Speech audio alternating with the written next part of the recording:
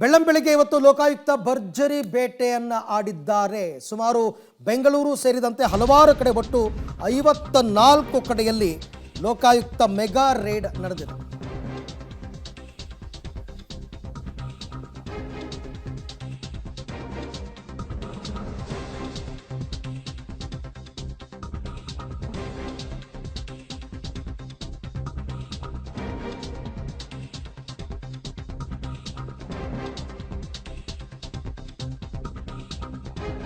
ಬೆಳ್ಳಂಬೆಳಿಗ್ಗೆ ಲೋಕಾಯುಕ್ತ ಭರ್ಜರಿ ಬೇಟೆಯಾಡಿದ್ದಾರೆ.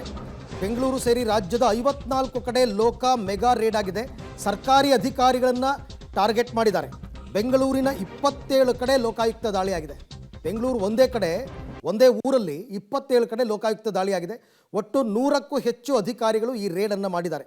12 ಕೇಸ್ಗಳ ಸಂಬಂಧ ನಡೆದಿರ್ತಕ್ಕಂಥ ಮೆಗಾ ಬೇಟೆ ಇದು ಅಂತ ಹೇಳಲಾಗ್ತಾ ಇದೆ. ಅಂದರೆ ಈ ಲೋಕಾಯುಕ್ತಕ್ಕೆ ಸಾಮಾನ್ಯವಾಗಿ ಯಾವಾಗಲೂ ಕೂಡ ಕಂಪ್ಲೇಂಟ್ಗಳು ಬರುತ್ತೆ ಅಧಿಕಾರಿಗಳ ವಿರುದ್ಧ. ಇವರು ಲಂಚ ಹೊಡಿತಾರೆ, ಭ್ರಷ್ಟಾಚಾರ ಮಾಡ್ತಾರೆ, ಲಂಚಕ್ಕೆ ಆಫರ್ ಇಟ್ಟಿದ್ದಾರೆ ಅಂತಂದ್ಬಿಟ್ಟು ಆ ದೂರುಗಳು ಬಂದ ಮೇಲೆ ಇವರು ಅದನ್ನು ಸ್ಟಡಿ ಮಾಡ್ತಾರೆ. ಆ ವ್ಯಕ್ತಿಗಳನ್ನು ಹೌದು ಇವರು ಆದಾಯ ಮೀರಿ ಆಸ್ತಿ ಗಳಿಕೆ ಮಾಡಿದ್ದಾರೆ, ಲಂಚ ಹೊಡೆದಿದ್ದಾರೆ ಅಂತ ಗೊತ್ತಾಗಬೇಕು, ಲೋಕಾಯುಕ್ತಕ್ಕೆ ಕನ್ಫರ್ಮ್ ಆಗಬೇಕು, ಆಗ ರೇಡನ್ನು ಮಾಡ್ತಾರೆ. ಈಗಲೂ ಕೂಡ ಅದೇ ರೀತಿ ರೇಡ್ ಆಗಿದೆ.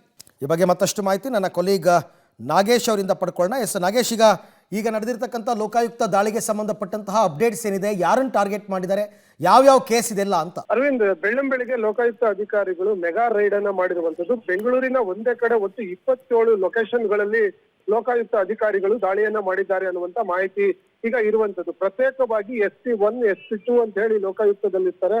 ಪ್ರತಿಯೊಬ್ಬ SP ಕೂಡ 3 ಕೇಸ್ಗಳಲ್ಲಿ ಒಟ್ಟು 27 ಭ್ರಷ್ಟ ಅಧಿಕಾರಿಗಳಿಗೆ ಚಳಿ ಮುಟ್ಟಿಸುವ ಕೆಲಸವನ್ನ ಮಾಡಿರುವಂತದ್ದು. ಈಗಾಗಲೇ ಇರುವಂತ ಮಾಹಿತಿ ಪ್ರಕಾರ ಆದಾಯಕ್ಕೂ ಮೀರಿ ಹೆಚ್ಚಿನ ಆದಾಯವನ್ನ ಗಳಿಕೆ ಮಾಡಿಕೊಂಡಿದ್ದ ಆರೋಪದ ಮೇಲೆ ಲೋಕಾಯುಕ್ತ ಪೊಲೀಸ್ ಠಾಣೆಯಲ್ಲಿ ದೂರು ದಾಖಲಾಗಿತ್ತು. ಈ ಸಂಬಂಧಪಟ್ಟಂತೆ ಲೋಕಾಯುಕ್ತ ಪೊಲೀಸರು ಸಾಕಷ್ಟು ಮಾಹಿತಿಯನ್ನ ಕಲೆ ಹಾಕಿದ ಬಳಿಕ ಮೇಲ್ನೋಟಕ್ಕೆ ಇವರೆಲ್ಲರೂ ಕೂಡ ಅಕ್ರಮವಾಗಿ ದೊಡ್ಡ ಮಟ್ಟದಲ್ಲಿ ಹಣಕಾಸನ್ನ ವ್ಯವಹಾರ ಮಾಡಿದ್ದಾರೆ ಅನ್ನುವಂತ ಮಾಹಿತಿ ಸಿಕ್ಕಂತ ಹಿನ್ನೆಲೆಯಲ್ಲಿ ಇವತ್ತು ಬೆಂಗಳೂರಿನ ಒಟ್ಟು 27 ಕಡೆ ಒಟ್ಟು 6 ಕೇಸ್ಗಳಲ್ಲಿ ಲೋಕಾಯುಕ್ತ ಪೊಲೀಸರು ದಾಳಿಯನ್ನ ಮಾಡೋದ್ರ ಮೂಲಕ ಭ್ರಷ್ಟ ಅಧಿಕಾರಿಗಳಿಗೆ ಬಿಸಿ ಮುಟ್ಟಿಸುವ ಕೆಲಸವನ್ನ ಮಾಡಿದ್ದಾರೆ ಅನ್ನುವಂತ ಮಾಹಿತಿ ಈಗ ಸದ್ಯಕ್ಕೆ ಇರುವಂತದ್ದು. ಮೇಲ್ನೋಟಕ್ಕೆ ಎಲ್ಲ ಇಲಾಖೆಯಲ್ಲಿರುವಂತ ಒಂದಷ್ಟು ಅಧಿಕಾರಿಗಳ ಮನೆಗಳನ್ನ ಟಾರ್ಗೆಟ್ ಮಾಡಿ ದಾಳಿಯನ್ನ ಮಾಡಿದ್ದಾರೆ ಅನ್ನುವಂತ ಮಾಹಿತಿ ಈಗ ಸದ್ಯಕ್ಕೆ ಲಭ್ಯವಾಗ್ತಿರುವಂತದ್ದು.